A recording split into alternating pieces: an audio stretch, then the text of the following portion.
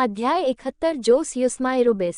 Silas ने श्री युस्माइरोबिस के चेहरे को अजीब तरह से देखा और खुद से सोचा, क्या वह मुझे भर्ती करने की कोशिश कर रहा है? सिलास को कुछ हद तक इसकी उम्मीद थी। लूनर द्वारा एकत्रित जानकारी से सिलास को पहले से ही पता था कि देश में कोई भी फिनोमेनल नहीं है, इसलिए श्री युस्माइरोबिस द्वारा उसे भर्ती करने की कोशिश ने उसे आश्चर्यचकित नहीं किया। लेकिन इसका मतलब यह नहीं है कि वह भर्ती होने के लिए तैयार होगा, लेकिन वह उत्सुक है कि उनका क्या मतलब था कि वे एक समझौते पर पहुंचे जिससे उन दोनों को लाभ होगा। सिलास की चुप्पी देखकर श्री युस्माइरोबिस को पता चल गया कि आखिरकार उनका ध्यान उनकी ओर गया।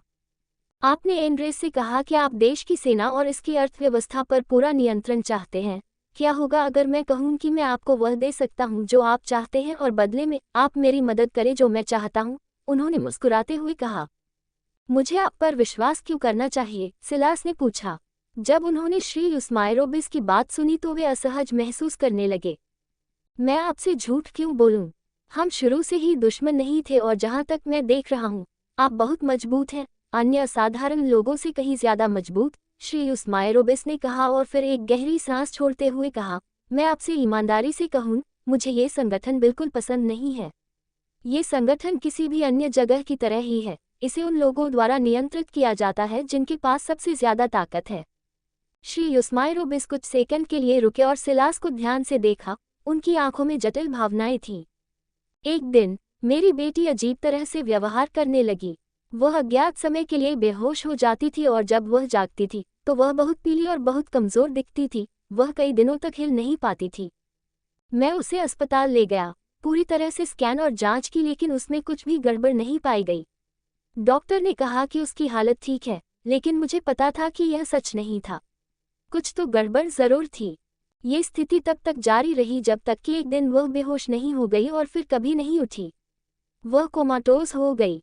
इस समय श्री युस्माइरोबिस की आवाज़ पहले से ही टूट रही थी और बीच बीच में हल्की सिसकियां सुनाई दे रही थीं। सिलास हैरान था। उसे अभी भी समझ में नहीं आ रहा था कि उनकी बातचीत इतनी भावनात्मक कैसे हो गई, लेकिन वह जानता था कि पुराने को बीच में रोकना गलत होगा। उसे बस उसे अपने दिल की सारी बातें कहने देनी थी। वे कहते हैं कि पुरुष रोते नहीं, पुरुष महसूस नहीं करते, लेकिन ये कथन कितना सच है? क्या वाकई कोई ऐसा इंसान है जो पूरी तरह से भावनाओं से रहित हो? इसका जवाब निश्चित रूप से नहीं है। श्री युस्माइरोबिस ने आगे बोलने से पहले काफी देर तक विराम लिया। जब वह कोमा में चली गई थी तब वह 12 साल की थी और अब 5 साल बीत चुके हैं और वह अभी भी नहीं जागी है। उसके कोमा में जाने से पहले मुझे नहीं पता था कि फेनोमेनल्स जैसे लोग मौजूद हैं। यह एक भाग्यशाली, या मुझे कहना चाहिए कि एक दुर्भाग्यपूर्ण मुठभेड़ के बाद पता चला। मुझे संगठन के एक उच्च पदस्थ सदस्य ने बताया कि उनके पास मेरी बेटी की समस्या का समाधान हो सकता है, लेकिन पहले मुझे उनके साथ जुड़ना होगा। पहले मुझे संदेह था, लेकिन कई घटनाओं के बाद मुझे विश्वास है और मैं अपनी बेटी को उनके पास ले आया, जितना संभव था उतना भाग्य के साथ। लेकिन मेरा निर्णय वास्तव में ताबूत में आखिरी कील था। उस दिन के बाद मैं अपनी बेटी को फिर कभी नहीं देख पाया। मैं गुस्से में था, लेकिन यह एक दांतहीन कुत्ते की तरह भौंक रहा था। मैं अपनी बेटी को वापस पाने के लिए लड़ने, युद्ध करने के लिए तैयार था, लेकिन मैं कितने देशों और समूह संगठनों के साथ ऐसा कर सकता था? मैं लड़ाई शुरू होने से पहले ही हार गया था और मैंने जीने का अपना कारण खो दिया। श्री युस्माइरोबिस पूरी तरह से टूट गए। उनकी आवाज़ अनियंत्रित सिसकियों और आंसुओं से फट गई जो उनके गालों पर स्वतंत्र रूप से बह रहे थे। कृपया, मैं अपनी बेटी को फिर से देखने के लिए कुछ भी दे सकता हूँ, धन, देश, यहाँ तक कि अपना जीवन भी। मैं जानना चाहता हूँ कि वह अभी भी जीवित है या मर चुकी है। सिलास के पास शब्द नहीं थे। उसे क्या जवाब देना चाहिए, उसने सोचा। लूना, क्या तुम्हें उसकी बेटी पर कुछ मिला? सिलास ने न्यूरल इंटरफेस के माध्यम से लूना से पूछा। नहीं, ऐसा लगता है कि वह मौजूद ही नहीं है। उसके बारे में मिलने वाले हर सुराग का अनुसरण करने की कोशिश करो और मुझे बताओ कि तुम्हें क्या मिला। हाँ सर। जब सिलास गियर के न्यूरल इंटरफेस के माध्यम से लूना से बात कर रहा था तो अनजान श्री युस्माइरोबिस ने देखा कि एक भावनाहीन बच्चा लैपटॉप की स्क्रीन के लेंस के माध्यम से उसे देख रहा था। वह जानता था ऐसा कोई तरीका नहीं है जिससे वह सिलास से मदद ले सके। क्यों करे? जब उसने सिलास के शब्द सुने तो वह सारी उम्मीदें छोड़ने ही वाला था। मैं मदद करूंगा, लेकिन इसके लिए एक शर्त है। बिना सोचे समझे श्री युस्माइरोबिस ने जवाब दिया। क्या है? मैं जो कहूँगा तुम वही करोगे, सिलास ने कहा, और एक पल के लिए एक बहुत भारी चुप्पी छा गई। श्री यूस्माइरोबिस ने तुरंत सिर हिलाकर जवाब दिया। अपने जीवन के इस मोड़ पर उसे अपनी बेटी के अलावा किसी और चीज की परवाह नहीं थी। श्री यूस्माइरोबिस की त्वरित प्रतिक्रिया देखकर सिलास संतुष्ट हो गया। मैं बाद में दिन के अंत तक आपसे संपर्क करूंगा, ताकि अगर मुझे आपकी बेटी के बारे में कुछ पता चले तो मैं आपको बता सकूं, सिलास ने कहा, और श्री यूस्माइरोबिस ने वीडियो कॉल को लटकाने से पहले सिर हिलाया।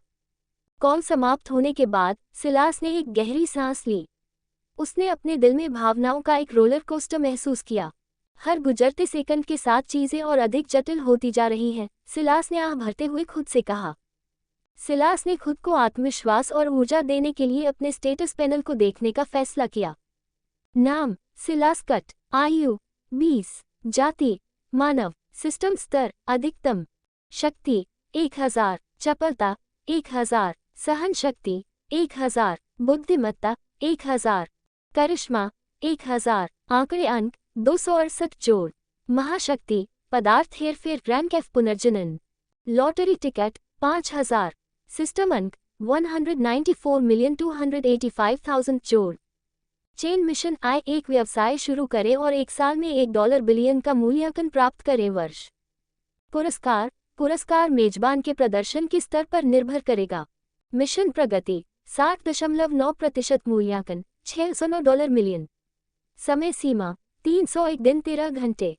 अपने स्टेटस पैनल को देखने के बाद सिलास ने अपनी आत्मा को उत्साहित महसूस किया और मुस्कुराया। लूना, क्या तुम्हें कुछ मिला? हाँ। अध्याय 72 अमानवीय प्रयोग। लूना, क्या तुम्हें कुछ मिला?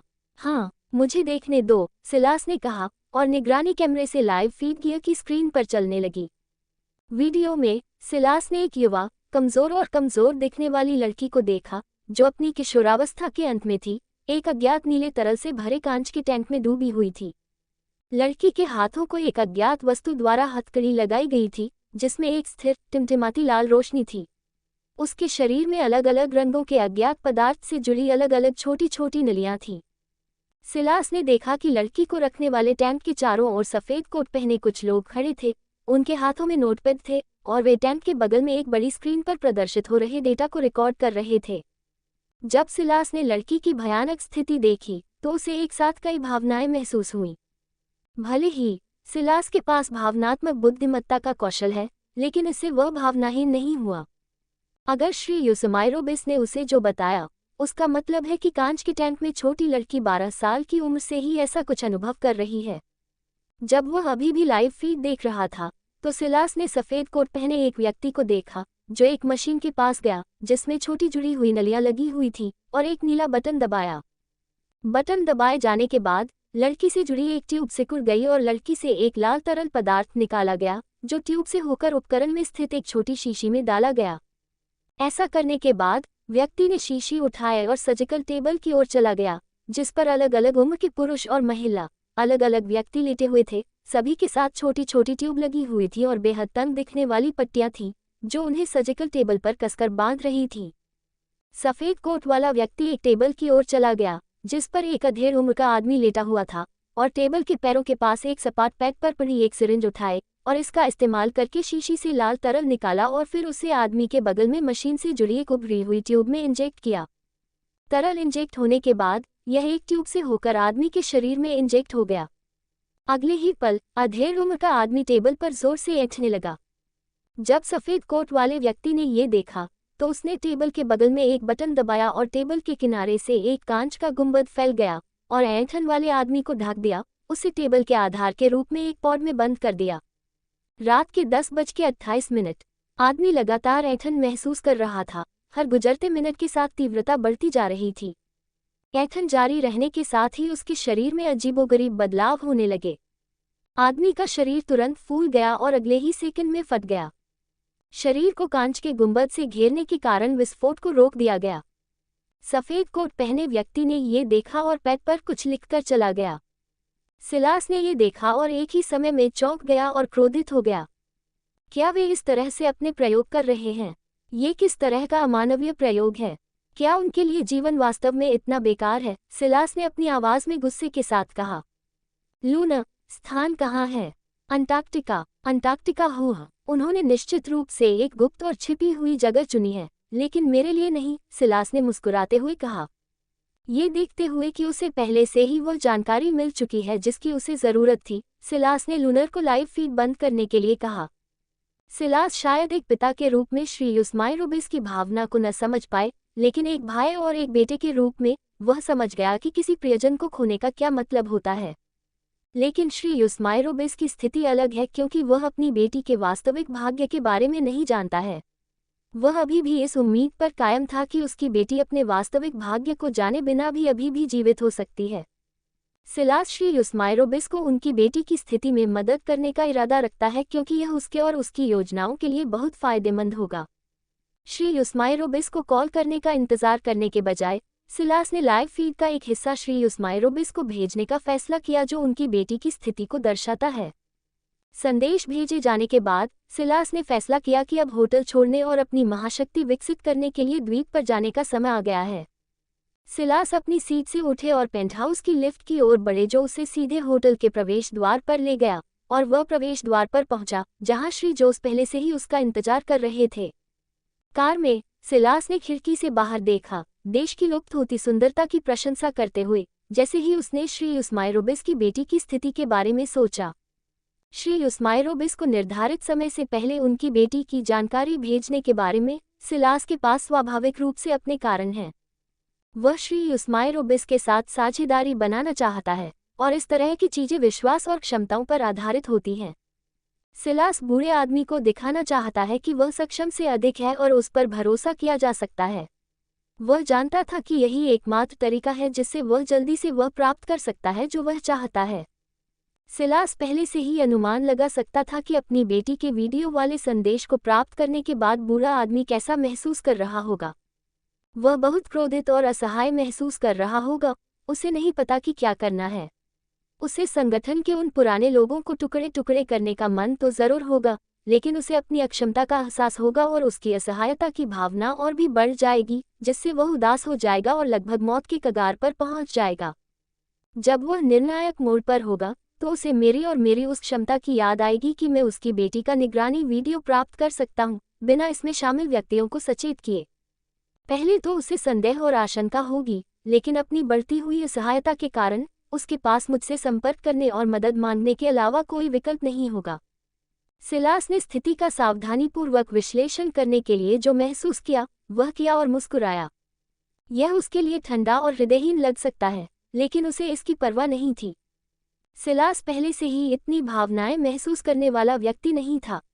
ज्यादा से ज्यादा वह उस व्यक्ति के साथ सहानुभूति रख सकता था, लेकिन ये केवल एक पल के लिए होगा। यह अधिकतम स्तर की भावनात्मक बुद्धिमत्ता कौशल के साथ भी नहीं बदला। ...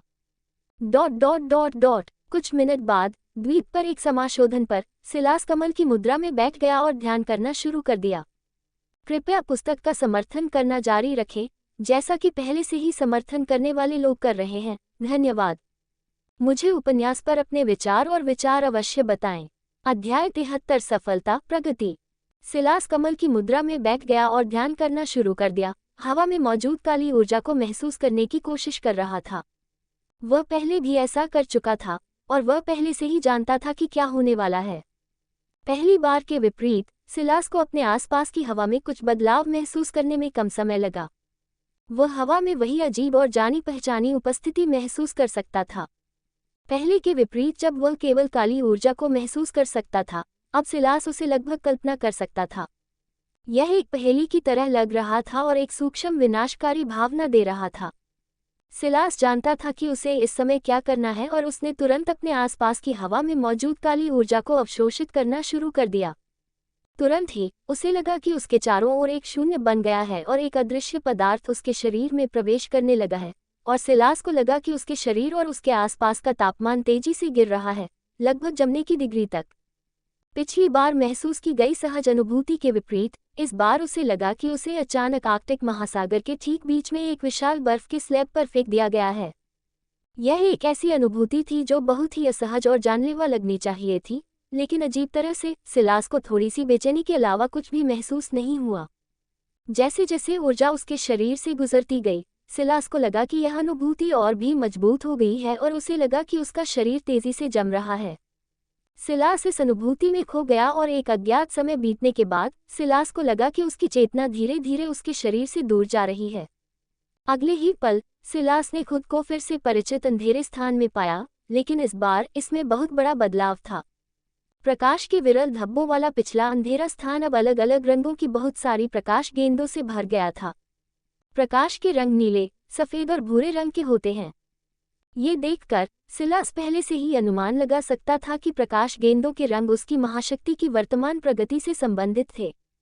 सिलास पहले से ही पदार्थ की मूल 3 अवस्थाओं अर्थात वायु, गैस, जल, तरल और पृथ्वी ठोस को एक हद तक नियंत्रित कर सकता था, लेकिन वह अभी भी पूर्णता से बहुत दूर था। बिना अधिक समय बर्बाद किए सिलास ने तुरंत प्रकाश गेंदों का अध्ययन करना शुरू कर दिया।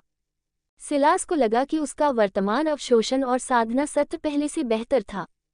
जैसे जैसे वह प्रकाश गेंदों का अध्ययन करता गया, सिलास ने समान रंगों की प्रकाश गेंदों को आपस में मिलते हुए देखा और उनका आकार बड़ा होता गया और उनके रंग चमकीले होते गए। सिलास समझ गया कि क्या हो रहा था। वह जानता था कि उसकी महाशक्ति रैंक बढ़ रही थी। सिलास को नहीं पता था कि कितना समय बीत चुका था इससे पहले कि वह खुद को द्वीप के समाशोधन में वापस महसूस करता। सिलास ने अपने आसपास देखा कि कहीं कोई नुकसान तो नहीं दिख रहा है। उसे याद आया कि लाइब्रेरी में उसके पिछले अवशोषण सत्र के दौरान क्या हुआ था। आश्चर्य की बात नहीं है कि उसके आसपास का माहौल अस्त व्यस्त था। उसका आसपास का माहौल जम गया था और उसमें पानी भर गया था। उसके आसपास के पेड़ अपनी मूल स्थिति से उखड़ गए थे और अब बेतरतीब ढंग से पड़े हुए थे।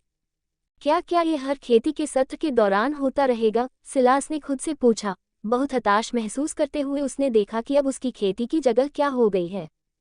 क्या होता अगर मैं वास्तव में आगे बढ़ता और विला में वापस खेती करता? सिलास ने खुद से सोचा। बेशक वह पहले से ही उस सवाल का जवाब जानता था। वह जानता था कि अगर उसने ऐसा किया है तो उसके कीमती विला का केवल एक ही परिणाम होगा, पूर्ण विनाश। उसके सामने क्षति के स्तर के साथ वह जानता था कि विला बचने का कोई रास्ता नहीं था। मुझे इसके लिए एक समाधान के बारे में सोचना होगा। मैं अपनी साधना स्थल को हर बार इस स्तर के विनाश का अनुभव नहीं करवा सकता जब मैं डार्क एनर्जी को अवशोषित करता हूँ, सिलास ने कहा, क्योंकि वह सोच रहा था कि अपनी नई समस्या को कैसे हल किया जाए। थोड़ी देर बाद सिलास ने अपने विचारों को एक तरफ रखकर अपनी वर्तमान प्रगति की जांच करने का फैसला किया। स्थिति पैनल। नाम सिलास कट। आयु 20। जाति मानव। सिस्टम स्तर अधिकतम। शक्ति 1000। चपलता 1000। सहन शक्ति 1000। बुद्धिमत्ता 1000। करिश्मा 1000। आंकड़े अंक 268 जोड़। महाशक्ति पदार्थ हेरफेर रैंक की पुनर्जनन। Lottery ticket 5000। सिस्टम अंक 194,285,000 जोड़। चेन मिशन आय एक व्यवसाय शुरू करें और 1 वर्ष में $1 बिलियन का मूल्यांकन प्राप्त करें। पुरस्कार मेजबान के प्रदर्शन के स्तर पर निर्भर करेगा। मिशन प्रगति 60.9% मूल्यांकन $609 मिलियन। समय सीमा 294 दिन 12 घंटे। अच्छा, मेरी सुपरपावर रैंक बढ़ गई, सिलास ने कहा, अपनी वर्तमान प्रगति से बहुत खुश और संतुष्ट महसूस करते हुए। जैसे ही सिलास ने अपने सिस्टम पैनल को देखा, किसी और चीज ने उसका ध्यान खींचा। रुको, समय सीमा 301 दिनों से 294 दिनों तक चली गई। कितना समय बीत गया है? सिलास ने पूछा, जो समय बीतने पर हैरान और आश्चर्यचकित था। ये कुछ ऐसा था जिसे उसने ध्यान में नहीं रखा। उसे नहीं पता था कि वह इतना लंबा समय साधना में बिता देगा। सिलास खड़ा हुआ और अपने कपड़े झाड़कर साइड से बाहर निकल गया और केबिन हाउस की ओर चल पड़ा। सिलास होटल वापस जाने से पहले जल्दी से नहाना और तरोताजा होना चाहता था। जब वह ये सब कर चुका तो सिलास को द्वीप पर और रुकने का कोई कारण नहीं दिखा। वह घाट की ओर चला गया जहां मिस्टर एंटोनियो और स्पीडबोट उसका इंतजार कर रहे थे। कुछ मिनट बाद अपने पेंट हाउस के लिविंग रूम में सिलास ने अपनी सीट ली, क्योंकि लूनार ने उसे द्वीप पर रहने के दौरान छूटी हुई चीज़ों के बारे में बताना शुरू कर दिया। मिस्टर यूस्मेरोबिस आपको कुछ समय से कॉल कर रहे हैं और हर बीतते सेकंड के साथ उनकी कॉल की आवृत्ति बढ़ती जा रही है। सिर्फ आज ही उन्होंने आपको कुल 10 बार कॉल किया है। 243 बार। वह लगातार बिना रुके संदेश भेज रहा है जिसकी विषय वस्तु अलग अलग है, लेकिन उन सभी का संदर्भ एक ही है। वह चाहता है कि आप उसकी बेटी को बचाएं। साथ ही एलो को निःशुल्क परीक्षण अवधि में लॉन्च किया गया है और हमें जो प्रतिक्रिया मिली वह बहुत सकारात्मक थी। लॉन्च होने के 3 दिनों के बाद अब हमारे पास 230-560 दैनिक उपयोगकर्ता हैं और यह संख्या बढ़ती जा रही है। सिलास ने ये सुना और संतुष्टि में सिर हिलाया। उसे पहले से ही एलो को मिलने वाली सकारात्मक प्रतिक्रिया की उम्मीद थी, लेकिन अभी उसके लिए जो अधिक महत्वपूर्ण था वह श्री यूस्माइरोबिस और उनकी बेटी की स्थिति थी। लूना, श्री यूस्माइरोबिस को वीडियो कॉल लगाओ। अध्याय 74 समझौते पर आना। वीडियो कॉल हो गई और कॉल उठाए जाने में 1 सेकंड से अधिक समय नहीं लगा। श्री यूस्माइरोबिस के आगे बोलने से पहले सिलास ने तुरंत उसे बीच में ही रोक दिया। श्री यूस्माइरोबिस, मैं केवल आपका निर्णय सुनना चाहता हूँ। कृपया मुझसे वादा करें कि आप मेरी बेटी को वापस लाने में मदद करेंगे। जब तक आप ऐसा कर सकते हैं, मैं आपको वह सब कुछ देने की पूरी कोशिश करूंगा जो आप चाहते हैं, श्री यूस्माइरोबिस ने अपनी आंखों में जलते हुए दृढ़ संकल्प के साथ कहा। ये देखकर सिलास संतुष्टि से मुस्कुराया। अपने पिछले विश्लेषण के अनुसार वह पहले से ही जानता था कि श्री यूस्माइरोबिस अंततः उससे ऐसा कुछ मांगेंगे, इसलिए वह आश्चर्यचकित नहीं हुआ। मैं आपकी बेटी को वापस लाने में आपकी मदद करने का वादा करता हूँ, लेकिन यह ऐसा कुछ नहीं है जिसे मैं तुरंत कर सकता हूँ। वीडियो में जगह का स्थान अंटार्कटिका है और ये देखते हुए कि यह कितना विशाल है, यह आसान नहीं होगा। जब तक आप वादा करते हैं, मेरे लिए यही काफ़ी है, श्री यूस्माइरोबिस ने मुस्कुराते हुए कहा। हालांकि वह मुस्कुरा रहा था, लेकिन सिलास उसके गिरे हुए चेहरे और सूजी हुई आंखों से देख सकता था कि पिछले कुछ दिन उसके लिए कितने कठिन रहे हैं। सिलास जानता था कि इस समय श्री यूस्माइरोबिस के पास सिलास से मदद मांगने के अलावा कोई और विकल्प नहीं है, लेकिन सिलास को यह अजीब लगा। उसे इतना यकीन कैसे है कि मैं वास्तव में अपना वादा निभाऊंगा?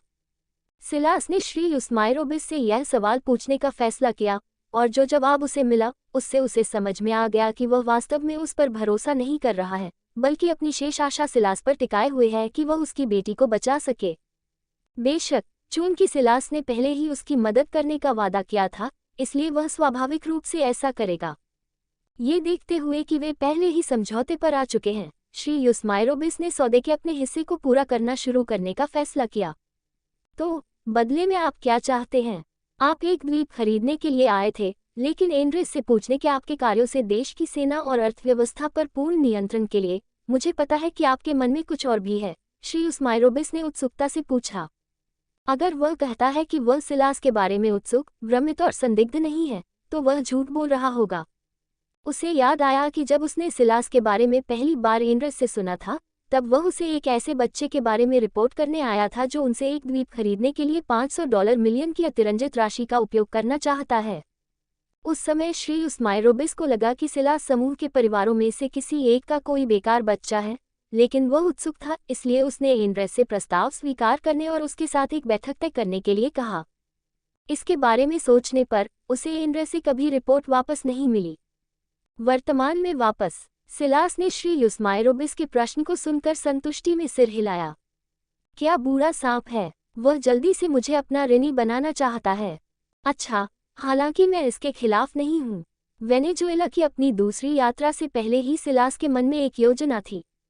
ऐसी बहुत सी चीजें हैं जिनका उन्हें ध्यान रखना है। सबसे पहली चीज है उनके संचालन का आधार। मैं आपसे कुछ पूछना चाहता हूं और मैं चाहता हूं कि आप मेरे साथ बहुत ईमानदार रहें, सिलास ने गंभीर स्वर में कहा। देश इतना नीचे कैसे गिर गया? क्या यह उनसे संबंधित है? सिलास ने आखिरकार उन सवालों में से एक पूछा जो उसे परेशान कर रहे थे।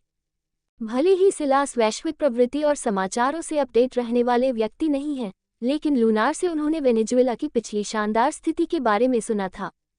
सिलास को लगा कि देश का इतना नीचे गिरना लगभग असंभव है, सिवाय इसके कि इसकी वर्तमान स्थिति के पीछे कोई बाहरी कारक हो या शायद वह बहुत अधिक सोच रहा हो। सिलास का सवाल सुनकर श्री यूस्माइरोबिस उदास होकर मुस्कुराए। उन्हें पता था कि सिलास ने पहले ही देश की वर्तमान दयनीय स्थिति के पीछे का कारण अनुमान लगा लिया था, लेकिन ये सब अंदर से शुरू हुआ था। शुरू में ये धन के खराब प्रबंधन, अत्यधिक भ्रष्टाचार और अन्य चीजों के कारण था, लेकिन जब मैं संगठन से जुड़ा तो चीजें नीचे की ओर मुड़ गईं। संगठन के शीर्षतम सदस्यों को क्या कहा जाता है, अभिजात वर्ग ने मुझ पर देश के कुछ संसाधनों तक उनकी पहुंच देने का दबाव बनाना शुरू कर दिया। पहले तो मैंने मना कर दिया, हालांकि देश पहले से ही इतनी बुरी स्थिति में था। मैं अपने प्राकृतिक संसाधनों को बाहरी लोगों को मुफ्त में नहीं देना चाहता था, लेकिन मैं उन सभी से लड़ नहीं सकता था। इसकी शुरुआत अमेरिका के प्रतिबंध से हुई। जनता के लिए प्रतिबंध पूरी तरह से उचित था, लेकिन केवल संगठन के लोग ही इसका वास्तविक अर्थ समझ पाए। इसके बाद उन्होंने मुझे मेरी बेटी की जान से मारने की धमकी देना शुरू कर दिया। मुझसे कहा कि अगर मैं फिर से उससे मिलना चाहता हूं तो मुझे खुद को संभालना चाहिए और समझदारी से काम लेना चाहिए। ये ताबूत में आखिरी कील थी। श्री युस्माइरोबिस ने कठोर मुस्कान के साथ कहा, बिना किसी विकल्प के मैंने उन्हें अपनी मर्जी से काम करने की अनुमति दी और इस तरह देश और नीचे गिर गया। उन्हें पता था कि देश की मौजूदा स्थिति के लिए वे खुद को पूरी तरह दोषमुक्त नहीं कर सकते। सिलास को उनके जवाब से आश्चर्य नहीं हुआ। उन्हें पहले कारण के बारे में पहले से ही पता था। उन्होंने केवल इसलिए पूछा क्योंकि वे पुष्टि करना चाहते थे कि क्या दूसरा कारण सच है, और यह सच है। जब से उन्होंने श्री विलियम्स से संगठन के बारे में पहली बार सुना, तब से सिलास को उनके बारे में हमेशा बुरा लगता था। उन्हें पता था कि दुनिया के समाज के बेहद विशेषाधिकार प्राप्त लोगों से भरे संगठन से कुछ भी अच्छा नहीं निकलेगा, और श्री युस्माइरोबिस की बेटी की स्थिति इसे साबित करती है। आधिकारिक रूप से एक दूसरे के संपर्क में आए बिना सिलास को पहले से ही पता था कि वे और संगठन अंततः कट्टर प्रतिद्वंद्वी बन जाएंगे। इसके अलावा कोई रास्ता नहीं था। उनकी योजनाओं को एक तरह से विश्व वर्चस्व कहा जा सकता है और संगठन दुनिया की 1% आबादी से भरा हुआ है जो इसका भविष्य तय करता है। ऐसा कहने के बाद वे किसी भी तरह से किसी नौसिखिए को अपने ऊपर नियंत्रण करने की अनुमति नहीं देंगे, खासकर समूह की ओर से आने वाले लोगों को नहीं। सिलास को पहले से ही इस बारे में पता था, लेकिन उन्हें पता था कि वे अभी तैयार नहीं हैं। अगर वे वास्तव में उनके साथ खेलना शुरू करने की योजना बनाते हैं तो उन्हें बहुत सारी तैयारियां करनी होंगी। सबसे पहले उन्होंने घर की सफाई करने का फैसला किया। चूंकि पूरा वेनेजुएला पहले से ही उनका आधार बन चुका है, तो उन्हें उन कीटों से निपटना होगा जो इसे नष्ट कर रहे हैं। घर की सफाई करने के लिए किसी को अपने बहुत करीबी लोगों से शुरुआत करनी होगी, और यही सिलास देश के राष्ट्रपति से करवाना चाहते हैं। आपकी सरकार में फेरबदल करना होगा। आपके मंत्रिमंडल में सभी की आपराधिक गतिविधियों वाला एक दस्तावेज जिसमें उपराष्ट्रपति से लेकर सभी शामिल हैं। मैं उन सभी को बाहर करना चाहता हूं। उनके अपराधों को सार्वजनिक करें और उन्हें मौत की सजा दें अगर आप चाहें तो। मुझे परवाह नहीं है कि आप इसे कैसे करते हैं, लेकिन मैं आपको 3 महीने की समय सीमा देता हूं और मैं तब तक परिणाम देखना चाहता हूं। जब मीटिंग चल रही थी तब सिलास ने मन ही मन लूनार को आदेश दिया कि वह कैबिनेट के हर एक सदस्य की जांच करे, उनके बारे में हर एक जानकारी संकलित करे और उसे श्री युस्माइरोबिस को भेजे। सिलास के निर्देश प्राप्त करने के बाद श्री युस्माइरोबिस ने स्वीकृति में सिर हिलाया और कॉल समाप्त कर दी। उस दिन से देश का माहौल पूरी तरह से बेहतर के लिए बदल गया और लोगों को उम्मीद दिखने लगी। अध्याय 75 अवांछित अनुरोध, घर वापस जाना। कॉल समाप्त होने के बाद सिलास ने अपना ध्यान अगली महत्वपूर्ण बात पर लगाया। लूना, मुझे एलर के बारे में अपडेट दो। रिलीज के बाद सब कुछ सुचारू रूप से चल रहा है। एलर ने बहुत ज्यादा लोकप्रियता हासिल की है और अब इसके 230,000 से ज्यादा दैनिक उपयोगकर्ता हैं। हमें सोशल मीडिया प्लेटफॉर्म और तकनीकी आलोचकों से लोगों की सकारात्मक समीक्षाएं मिली हैं। लूना की बात सुनकर सिलास ने सिर हिलाया, क्योंकि सब कुछ उसकी उम्मीदों के मुताबिक था। पिछले एलर के विपरीत जो एक साधारण एआई था, वर्तमान एलर लूनर के समान स्तर का अजी है। लेकिन लूनर के विपरीत जो एक बहुउद्देशीय एआई है, एलर एक ऐसा एआई है जिसे केवल ऐसे एआई बनाने के उद्देश्य से बनाया गया है जिनका उपयोग डिवाइस के लिए व्यक्ति सहायक के रूप में किया जाएगा। एलर के अत्यधिक बेहतर डेटाबेस और क्वांटम कंप्यूटर की असाधारण कंप्यूटिंग शक्ति से पूरित क्षमता के अलावा यदि ऐसा परिणाम प्राप्त नहीं हुआ तो ये बेहद निराशाजनक होगा। कुछ और? सिलास ने पूछा। हाँ, हमें अलग अलग कंपनियों से अलग अलग विषय वस्तु वाले संदेश भी मिल रहे हैं। ये सुनकर सिलास की आंखें सिकुड़ गईं। कंपनियों का नाम और उनके संदेशों की विषय वस्तु क्या है? मैंने कंपनियों, उनके संदेशों और उनकी विषय वस्तु को 3 श्रेणियों में विभाजित किया है। पहली वे है जो कंपनी को खरीदना चाहती है और एलर की तकनीक हासिल करना चाहती है। दूसरी वे है जो हमारी कंपनी में निवेश करना चाहती है और अंतिम श्रेणी वे है जो हमारे साथ साझेदारी करना चाहती है। दूसरी और अंतिम श्रेणी की कंपनियां बहुत कम हैं और इनमें छोटी स्टार्टअप कंपनियां और ऐसी कंपनियां शामिल हैं जो आई क्षेत्र में सफल तकनीक की तलाश कर रही हैं। इन 2 श्रेणियों में शामिल कंपनियां हैं Datadog, Monoliths power system, Automata data processing. पहली श्रेणी में दुनिया की अधिकांश शीर्ष और सबसे लोकप्रिय कंपनियां शामिल हैं, जैसे कि Apple, Microsoft, Nvidia, Meta, Samsung, alphabet. Silas ने ये देखकर मुस्कुराया। उसे पहले से ही पता था कि वे दौड़े दौड़े आएंगे, लेकिन उसे उम्मीद नहीं थी कि यह इतनी जल्दी होगा। लूना, उनके सभी अनुरोधों को अस्वीकार कर दो। हमें उनके निवेश की जरूरत नहीं है, नहीं हमें उनकी भागीदारी की जरूरत है। पहली श्रेणी के लोगों के साथ भी ऐसा ही है, सिलास ने तुरंत अपना निर्णय लेते हुए कहा। निश्चित रूप से ऐसा कोई तरीका नहीं था जिससे वह किसी अन्य से निवेश स्वीकार करे, क्योंकि वह नहीं चाहता कि कोई भी व्यक्ति या संगठन उससे लाभान्वित हो या उसकी भविष्य की कंपनी के निर्णय लेने के रास्ते में आए। जो लोग एलो को अपने लिए खरीदना चाहते हैं, उनके लिए यह और भी असंभव था, क्योंकि सिलास इसे बेचने की योजना नहीं बना रहा है, न अभी और न ही दूर के भविष्य में। बस इतना ही? सिलास ने पूछा। नहीं, सिलास ने सिर हिलाया और अपनी अगली योजनाओं के बारे में सोचना शुरू कर दिया। अब जब मैं इसके बारे में सोचता हूँ तो इमारतों का आखिरी बैच अब तक तैयार हो जाना चाहिए। 2 सप्ताह पहले ही बीत चुके हैं, सिलास ने कहा, और इमारतों की उपलब्धता की स्थिति के बारे में पूछने के लिए श्री ब्रैंडन को कॉल करने के लिए अपना फोन उठाया। नमस्ते श्री सिलास, मैं वास्तव में आपसे संपर्क करने की कोशिश कर रहा था, लेकिन जब भी मैं कॉल करता हूँ मुझे हमेशा वॉइसमेल पर भेज दिया जाता है। एक उदास और खुश श्री ब्रैंडन की आवाज़ सुनाई दी। ... श्री ब्रैंडन हाल ही में बहुत चिंतित और निराश महसूस कर रहे हैं। सिलास ने जिन इमारतों के लिए कहा था वे अब उपलब्ध थीं और पिछले कुछ समय से वह सिलास से संपर्क करने की कोशिश कर रहे हैं, लेकिन जब भी वो कॉल करते हैं तो उन्हें हमेशा वॉइसमेल पर भेज दिया जाता है। उन्होंने रियल एस्टेट वकील को स्थिति के बारे में बताने और सिलास से संपर्क करने के लिए कहा, लेकिन उन्हें ये जानकर निराशा हुई कि रियल एस्टेट वकील भी यही अनुभव कर रहे थे। श्री ब्रैंडन को सिलास से संपर्क करने का कोई अन्य संभावित तरीका नहीं पता था और वह पहले से ही अपनी बुद्धि के अंत में था, और तभी उसने सिलास का फोन देखा और उसे अवर्णनीय स्तर की खुशी महसूस हुई। ...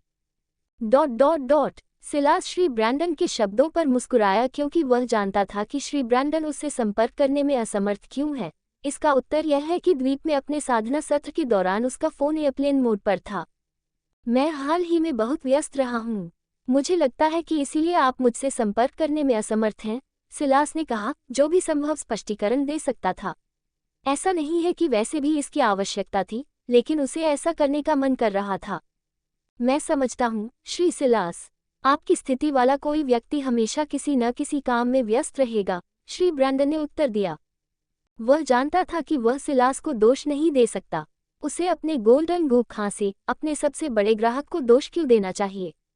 श्री सिलास, इमारतें तैयार हैं और उनके दस्तावेज आपके वकील को मिल गए हैं, बस आपके हस्ताक्षर की जरूरत है, श्री ब्रैंडन ने कहा। उनके मूल्यांकन की लागत और विवरण क्या है, सिलास ने पूछा। ये सबसे महत्वपूर्ण हिस्सा था, क्योंकि इमारतों का मूल्यांकन जितना अधिक होगा वह उतनी ही जल्दी अपना मिशन पूरा करेगा। इस बैच में कुल 10 इमारतें हैं, जिनकी कुल लागत $1,65,97,30,000 है और कुल मूल्यांकन $65,96,70,000 है। जैसा कि मैंने आपको इमारतों के उपलब्ध होने से पहले बताया था, ये बैच बहुत महंगा है। हालांकि पिछले बैचों की तुलना में उनका मूल्यांकन कम है। श्री ब्रैंडन ने सिलास को इमारतों की लागत और मूल्यांकन के बारे में विस्तार से बताते हुए कहा, आप इस तथ्य को स्वीकार कर सकते हैं कि वे बहुत लोकप्रिय और व्यस्त क्षेत्रों में स्थित हैं। जब सिलास ने इमारतों की लागत के बारे में सुना तो वह पहले तो भौंचक्का रह गया, लेकिन जब उसने इमारतों का कुल मूल्यांकन देखा तो वह मुस्कुराने लगा। सिलास की साधारण परवरिश के कारण वह हमेशा अपने खर्च के बारे में सतर्क रहा है, ये सुनिश्चित करते हुए कि वह अनावश्यक रूप से ज़रूरत से ज़्यादा खर्च न करे, सिवाय इसके कि उसे पता हो कि इससे उसे निश्चित रूप से फ़ायदा होगा। ये सिस्टम की मौजूदगी के साथ भी नहीं बदला, लेकिन इस बार अलग है। $1.60 बिलियन, भले ही ये $10 बिलियन हो, मैं उन्हें खरीदने के लिए तैयार हूँ, बशर्ते वे मुझे मिशन को तेज़ी से पूरा करने में मदद करें। द्वीप की घटना के बाद से सिलास की मानसिकता में बहुत बदलाव आया है। सिलास अभी इमारतों के लिए और भी ज़्यादा खर्च करने से गुरेज नहीं करेंगे। धन्यवाद श्री ब्रैंडन, मैं दस्तावेजों पर हस्ताक्षर करूंगा और जल्द ही खरीद करूंगा। ठीक है, एक और बात श्री सिलास, हम अभी भी आपकी इच्छित विशिष्टताओं के साथ द्वीप प्राप्त करने में असमर्थ हैं, श्री ब्रैंडन, जो फोन रखने वाले थे, ने अचानक कहा। कोई बात नहीं, अब आपको इसके बारे में चिंता करने की आवश्यकता नहीं है। मैं आपको आपके काम के लिए मुआवजा भी भेजूंगा। बहुत बहुत धन्यवाद, सिलास ने जवाब दिया।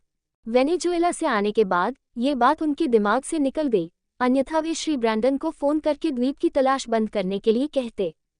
श्री ब्रैंडन खुश थे जब उन्होंने सुना कि सिलास अभी भी मुआवजा भेज रहे हैं और वे उत्सुकता से इसका इंतजार कर रहे थे। श्री ब्रैंडन ने इसके तुरंत बाद फोन रख दिया क्योंकि वे सिलास को और परेशान नहीं करना चाहते थे। मुझे लगता है कि मुझे इमारतों के दस्तावेजों पर हस्ताक्षर करने के लिए घर वापस जाना होगा ताकि मैं मिशन पूरा कर सकूं। मुझे किम से भी मिलना है और कार्यालय के लिए कर्मचारियों की भर्ती पर उनकी प्रगति जाननी है। मुझे खेल भी नहीं भूलना चाहिए। सिलास किम को फोन कर सकते थे, लेकिन उन्होंने ऐसा नहीं करने का फैसला किया। उन्हें लगा कि इसकी कोई ज़रूरत नहीं है क्योंकि वह बहुत जल्द घर जा रहे हैं।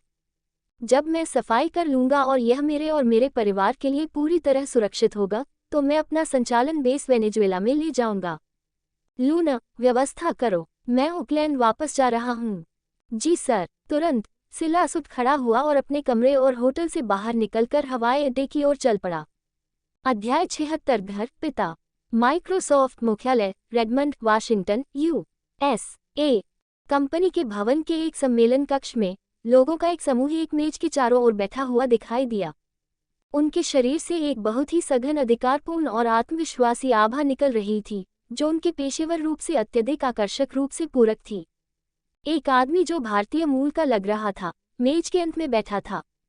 और आज की बैठक के लिए बस इतना ही। सम्मेलन कक्ष में एक महिला की मधुर आवाज सुनाई दी जो एक ऑफिस लेडी पोशाक पहने हुए थी और मेज के शीर्ष पर बैठे आदमी ने सिर हिलाया। सम्मेलन कक्ष में सभी ने ये देखा और अपने सामने रखे दस्तावेजों को पैक करना शुरू कर दिया। AI चैटबॉट एल के पीछे की कंपनी कोर तकनीक को भेजे गए संदेश के बारे में क्या उन्होंने जवाब दिया है? मेज के शीर्ष पर बैठे व्यक्ति ने पूछा। हाँ, CEO नडेला। मुझे वास्तव में बैठक शुरू होने से ठीक पहले उनसे जवाब मिला। महिला ने जो कुछ भी कर रही थी उसे रोक दिया और जवाब दिया। उनकी प्रतिक्रिया क्या है? माइक्रोसॉफ्ट के CEO श्री नडेला ने पूछा। उन्होंने हमारे प्रस्ताव को अस्वीकार कर दिया, महिला ने कहा और अपना सिर हिलाया। दिलचस्प। क्या उन्होंने कोई कारण बताया? CEO ने अपने चेहरे पर दिलचस्पी भरे भाव के साथ पूछा। मुझे खेद है सर, लेकिन उन्होंने हमारे प्रस्ताव को अस्वीकार करने का कोई कारण नहीं बताया। कीमत बढ़ाएं और उनसे फिर से संपर्क करें। मैं चाहता हूं कि हम किसी भी तरह से AI के पीछे की तकनीक हासिल करें, CEO नडेला ने अपने चेहरे पर गंभीर भाव के साथ कहा। महिला ने ये सुना और दूसरों के साथ मीटिंग रूम से बाहर निकलने से पहले सिर हिलाया। सभी के चले जाने के बाद CEO नडेला ने गहरी सोच में डूबी हुई छत की ओर देखते हुए आह भरी और बुदबुदाया। Cute technology. बिजनेस एडमिनिस्ट्रेशन में मास्टर डिग्री के साथ स्नातक करने वाले और कंपनी के CEO बनने से पहले कंपनी में विभिन्न कार्यकारी पदों पर रहने वाले व्यक्ति के रूप में वह एक व्यवसाय है जिन्होंने लाभ के लिए छठी इंद्री विकसित की है। वह अच्छी तरह से जानते थे कि AI चैटबॉट के पीछे की तकनीक कितनी असाधारण है। इस बात की पुष्टि तब भी हुई जब उन्होंने इसे अपने स्वयं के AI चैटबॉट के खिलाफ खड़ा किया। उन्होंने ये कैसे किया? साथ ही मैं कंपनी के मालिक के बारे में कुछ भी क्यों नहीं खोज पा रहा हूँ? CEO नडेला ने कहा और आह भरते हुए कहा, केवल एक ही बात पता है कि उनके कार्यालय भवन का स्थान कहाँ है। कुछ समय से कंपनियों का एक छोटा समूह AI क्षेत्र पर हावी रहा है, लेकिन कोर प्रौद्योगिकी के उभरने से सब कुछ बदलने वाला है और यही कारण है कि वह किसी भी कीमत पर कंपनी का अधिग्रहण करना चाहता है। हालांकि वह चिंतित नहीं था। एक ऐसे व्यक्ति के रूप में जो वर्षों से इस कठिन उद्योग में रहा है, वह समझता था कि यह केवल समय की बात है जब कंपनी उनकी मांगों को स्वीकार कर लेगी। CEO नडेला अकेले ऐसे व्यक्ति नहीं थे जो लूनर की तकनीक के पीछे बेताब थे। ओरेकल के मुख्यालय की सबसे ऊपरी मंजिल पर स्थित कार्यालय में ओरेकल की CEO सफ्रा कैट्स ने अपनी सचिव द्वारा दी गई रिपोर्ट देखी। उन्होंने हमारा प्रस्ताव अस्वीकार कर दिया, उसने थोड़ा आश्चर्यचकित होकर पूछा। वह वास्तव में आश्चर्यचकित नहीं थी, उसे यह अजीब लगा कि नई AI चैटबॉट लूनार के पीछे की नाम स्टार्टअप कंपनी $19 बिलियन के प्रस्ताव को अस्वीकार कर देगी। ऐसा लगता है कि प्रतिस्पर्धा बहुत कड़ी होने वाली है, उसने मुस्कुराते हुए खुद से कहा। उसने रिपोर्ट वापस डेस्क पर रख दी और अपने सामने खड़ी अपनी सचिव को देखा। उनसे ये कहो, मुझे कीमत की परवाह नहीं है, हमें इस कंपनी को हर कीमत पर हासिल करना चाहिए। हमें इसे कभी भी माइक्रोसॉफ्ट या किसी अन्य कंपनी को हासिल नहीं करने देना चाहिए। ये वही होगा जो हमें AI क्षेत्र में आगे बढ़ने में मदद करेगा, उसने कहा और कार्यालय छोड़ने से पहले उसकी सचिव ने सिर हिलाया। अपने सचिव के चले जाने के बाद सफरा खड़ी हुई और पैनोरामिक ग्लास की दीवार की ओर चली गई और ऑस्टिन शहर के सुंदर मनमोहक परिदृश्य को घूरते हुए अपने चेहरे पर एक गंभीर भाव के साथ देखने लगी। सिलास जो हो रहा था उसके बारे में पूरी तरह से अनजान या पूरी तरह से अवगत था, लेकिन परवाह नहीं करता था, अब घर चला रहा था। जैसे ही वह घर चला, उसके दिमाग में बहुत सारे विचार भर गए। वेनेजुएला के राष्ट्रपति श्री युसमाई रोबेस के साथ अपनी मुलाकात के बाद सिलास को पता था कि अब चीजें उसके लिए मुश्किल होने वाली हैं, क्योंकि CIA और FBI सक्रिय रूप से उसके बारे में जानकारी प्राप्त करने की कोशिश कर रहे हैं। एक और चीज जिसके बारे में उसने सोचा वह उसकी संपत्ति थी, जिसका कोई कानूनी रूप से प्रलेखित स्रोत नहीं था। उसे श्री युसमाई रोबेस से अपनी मुलाकात के बाद ये पता चला। सिलास को सिस्टम मिलने के बाद उसने ये पूछने की जहमत नहीं उठाई कि उसे जो पैसा मिलेगा उसका कोई कानूनी स्रोत होगा या नहीं। लेकिन क्या उसे दोषी ठहराया जा सकता है? ये कहा जा सकता है कि उस समय सिलास अपने अंतिम चरण में था और अगर वह पूछना भी चाहता तो भी सिस्टम उस समय सचेत नहीं था। दरअसल ऐसा नहीं था कि पैसे का कोई कानूनी स्रोत नहीं था, लेकिन इसका स्रोत इतना रहस्यमय था कि 2-3 अक्षरों वाली एजेंसी ने इसे अज्ञात के रूप में लेबल करने का फैसला किया। मेरे पास अभी भी बहुत सी चीजें हैं जिनका ध्यान रखना है, सिलास ने खुद से कहा। कुछ मिनट पहले सिलास पहले ही घर आ चुका था और किम के दरवाजा खोलने का इंतजार कर रहा था। कुछ सेकंड इंतजार करने के बाद दरवाजा खुल गया। सिलास, स्वागत है, किम ने अपने चेहरे पर मुस्कान के साथ कहा। धन्यवाद किम, सिलास ने कहा और घर में चला गया। जैसे ही वह एलेक्स के कमरे में जाने वाला था, उसने अपने पिता को सोफे पर बैठे देखा और उसे गौर से देख रहे थे। तुम कहाँ थे? उसके पिता ने बहुत गुस्से में पूछा, जैसे ही वह खड़ा हुआ और धमकी भरे अंदाज में सिलास की ओर बढ़ा। अगर यह पहले होता तो सिलास डरकर बैठ जाता और अपने पिता की पिटाई सहने की तैयारी करने लगता। गलत, सिलास अपने पिता से आंख मिलाने की भी हिम्मत नहीं करता, लेकिन पिछले 2 महीनों में बहुत कुछ बदल गया है। अपने पिता के सामने डरकर कांपने के बजाय सिलास ने अपने पिता की आंखों में देखा और मुस्कुराया। मैं कहाँ जाता हूँ और क्या करता हूँ, ये तुम्हारा काम नहीं है। ऐसा नहीं है कि तुम्हें वास्तव में परवाह है, सिलास ने कहा और अपने कमरे की ओर चलने लगा। सिलास, जब मैं तुमसे बात कर रहा हूँ तो तुम वहीं खड़े रहो जहाँ तुम हो, जब तक मैं बात खत्म न कर लूँ। उसके क्रोधित पिता की दहाड़ती आवाज सुनाई दी। सिलास ने ये देखा और पीछे मुड़ा और अपने पिता को चेहरे पर व्यंग्य के साथ देखा। और अगर मैं नहीं करता तो क्या होता? अध्याय 77 पिता द्वितीय टकराव। क्रिस अपने जीवन में कभी इतना क्रोधित नहीं हुआ था। उसने अपने बेटे को अपनी आंखों में धधकते क्रोध के साथ देखा। इस समय वह अपने इस बेवकूफ़ और घमंडी बेटे को पीटने के अलावा और कुछ नहीं चाहता था, जब तक कि वह अपने घुटनों पर वापस ना आ जाए, उससे वैसे ही भीख मांगता रहे जैसे वह पहले करता था, लेकिन कुछ ऐसा था जो उसे रोक रहा था। उसके सामने सिलास पहले वाले से बिल्कुल अलग था।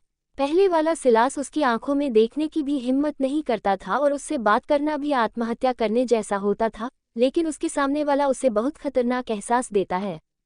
सिलास द्वारा उसे दिए जा रहे एहसास को एक तरफ रखते हुए क्रिस ने देखा कि उसका बेटा दिखने में पूरी तरह से बदल गया है।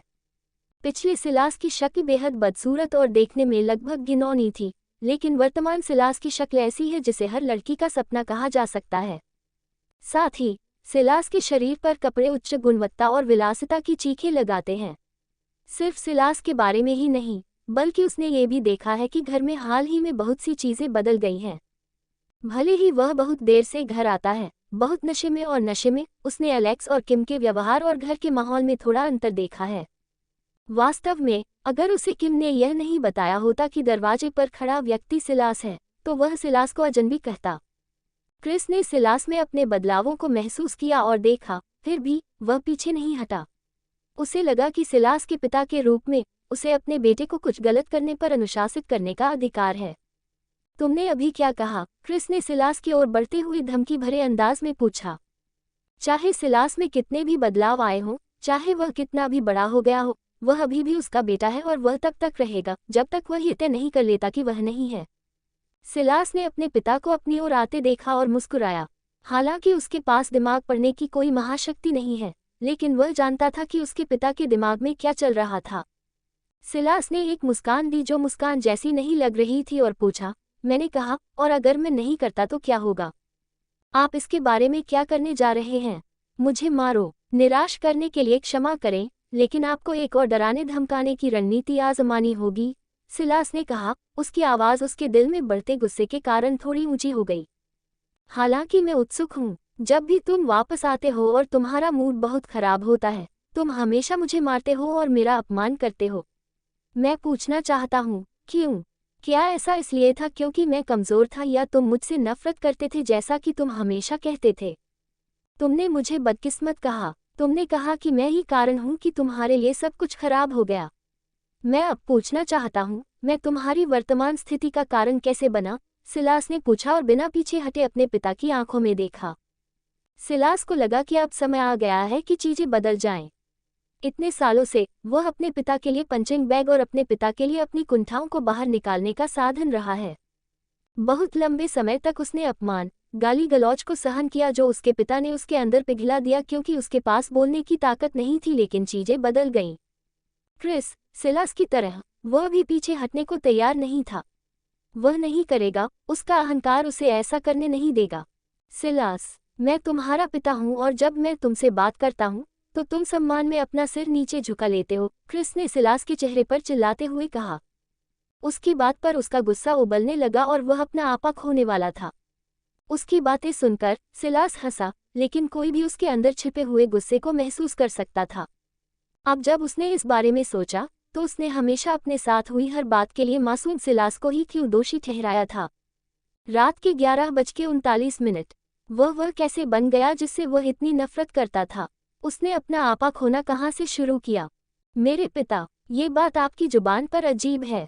मैं पूछना चाहता हूँ, क्या आपको मेरा जन्मदिन याद है? मैं पूछ रहा हूँ कि क्या आपने कभी इसे मनाया है, लेकिन क्या आपको पता है कि यह कौन सा दिन है और एलेक्स का कौन सा दिन है? क्या पिता होने का आपका मतलब है हर रात बिना रुके मुझे पीटना और अपमानित करना? क्या आपने कभी एलेक्स से बात की है? क्या आपको उसका पसंदीदा रंग या उसका पसंदीदा कार्टून या एक्शन फिगर पता है? क्या आपने कभी उसकी शिक्षा के बारे में सोचा है या उसकी भलाई के बारे में पूछा है? मैं आपको एक बात बता दूं, पिता कोई उपाधि नहीं है जो दी जाती है, इसे अर्जित किया जाता है। सम्मान के साथ भी ऐसा ही है। अगर आपको लगता है कि आपने मेरे जन्म का कारण बनाया है, तो मुझे आपको ये बताते हुए खेद है कि आप एक शुक्राणुदाता से ज्यादा कुछ नहीं हैं। सिलास, इसे बंद करो, हैरान और टूटी हुई किम चिल्लाई। उसके सामने का दृश्य बहुत ही हृदय विदारक था। सिलास की आवाज़ शांत थी, लेकिन उसके शब्द शांत नहीं थे। ये तथ्य कि वह अपने पिता को शुक्राणुदाता कह सकता था, ये दर्शाता है कि वह कितना क्रोधित था। किम के पास शब्द नहीं थे। वह नहीं चाहती थी कि वे दोनों इस तरह लड़ें, लेकिन वह क्या कर सकती थी? उसे नहीं पता था कि सिलास को अपने पिता पर कितना गुस्सा था, लेकिन उसने जो कहा उसे सुनकर उसे समझ में आ गया कि वह अपने पिता पर बहुत क्रोधित था। वह जानती थी कि गुस्सा होना गलत नहीं था। वह जानती थी कि अगर वह उसकी स्थिति में होती तो उसे भी ऐसा ही महसूस होता, लेकिन वह उनमें से किसी के लिए भी ऐसा नहीं चाहती थी। वह वास्तव में चाहती थी कि वे एक खुशहाल परिवार के रूप में साथ रह सके, लेकिन उसकी इच्छा पूरी होने में कुछ समय लगेगा। क्रिस को वास्तव में ऐसे आहत करने वाले शब्द सुने हुए बहुत लंबा समय हो गया है और आखिरी बार उसने इसे लुकास एंडरसन से सुना था, जिसने उसकी जिंदगी बर्बाद कर दी थी। अब जब उसने इसके बारे में सोचा तो उसने हमेशा निर्दोष सिलास को उसके साथ हुई हर चीज के लिए दोषी क्यों ठहराया था? वह कैसे बन गया जिससे वह इतनी नफरत करता था? उसने अपना आपा खोना कहाँ से शुरू किया? उसने सिलास के चेहरे को देखा और देखा कि वह अपनी पहली पत्नी के चेहरे से मेल खाता था। ये देखकर उसने अपना सिर नीचे किया और कठोर मुस्कान के साथ मुस्कुराया। नताशा, जैस्मीन, किम, मैं एक पति और एक पिता के रूप में असफल रहा, उसने खुद से सोचा। मैं वास्तव में दोनों में असफल रहा और मैं अपना सबसे बड़ा दुश्मन बन गया। क्रिस ने सिलास पर एक आखिरी नज़र डाली और रात की ठंड में घर से बाहर चला गया।